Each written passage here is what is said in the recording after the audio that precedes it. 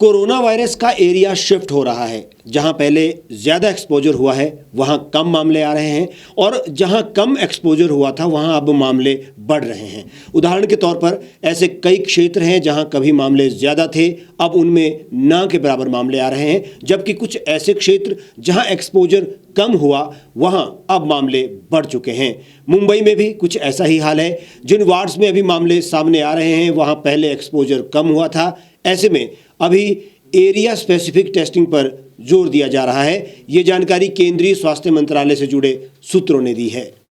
यानी केवल 1,68,000 ही एक्टिव मामले देश में कोविड के रह गए हैं। केस पॉजिटिविटी ओवरऑल अगर देखें तो 5.11 है। आप लोगों को स्मरण होगा, हम आपको बताते रहे हैं, WHO ने कहा है कि यदि आप 140 टेस्ट प्रति मिलियन आबादी के प्रतिदिन करते हैं और आपकी पॉजिटिविटी यदि 5% या उससे नीचे रहती है तो इसका अर्थ है कि पेंडेमिक नियंत्रण में है। तो हम उस सीमा के बहुत नज़दीक हैं, 5.11% ओवरऑल केस पॉजिटिविटी। अगर हम केवल पिछले सप्ताह की केस पॉजिटिविटी देखें तो वो 2.01% है। मृत्यु दर 1.41% है। डेथ पर मिलियन 113 हैं, जो अभी भी विश्व में सबसे कम मृत्यु वाले देशों में हम हैं। अगर टेस्ट्स देखें तो वो 21 करोड़ से ज़्यादा हो चुके हैं। 1,57,000 टेस्ट प्रति मिलियन हम करते हैं। केस फेटेलिटी पिछले वीक की अगर देखें तो ये 1% से भी कम है, 0.72%।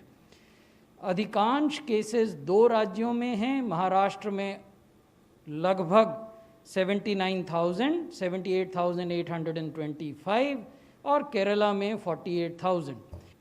ये स्थिति है केसेस की और रिकवरी की।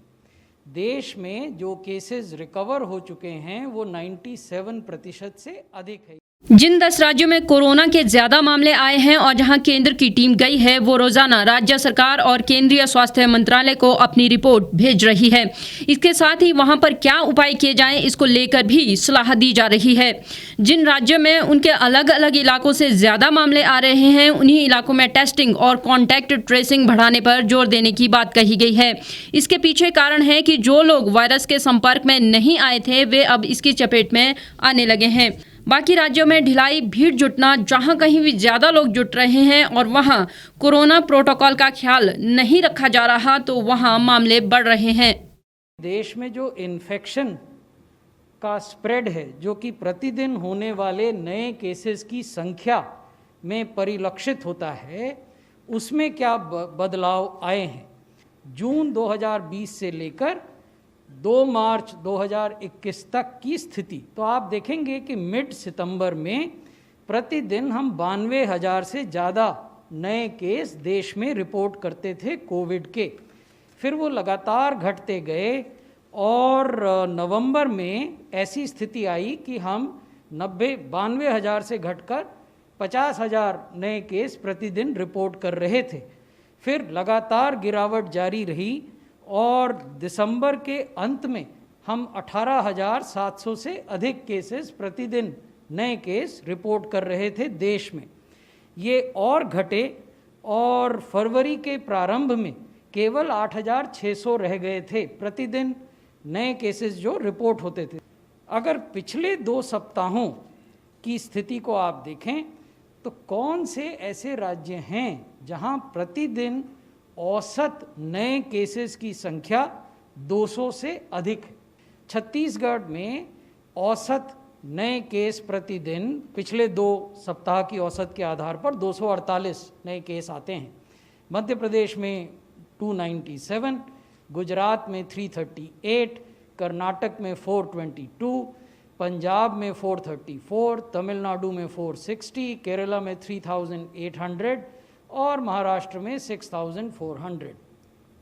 अब मैं आपको राज्यों के बारे में, जिन राज्यों की हमने जिक्र किया, उनके ग्राफ दिखाना चाहूँगा।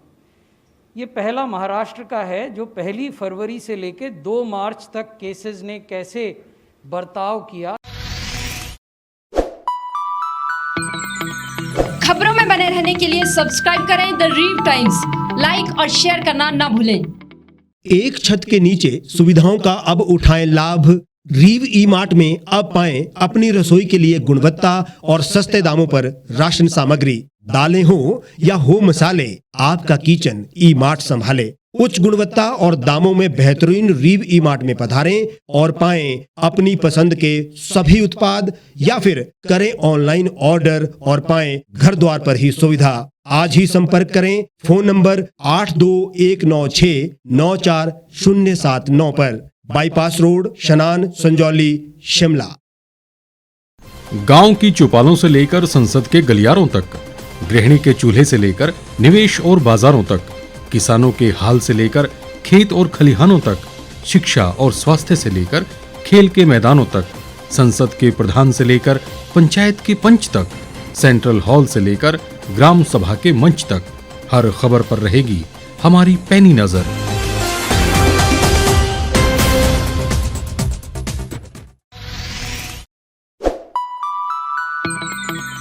लेटेस्ट खबरों के लिए यूं ही देखते रहिए द रीव टाइम्स। लाइक, शेयर और सब्सक्राइब करना ना भूलें।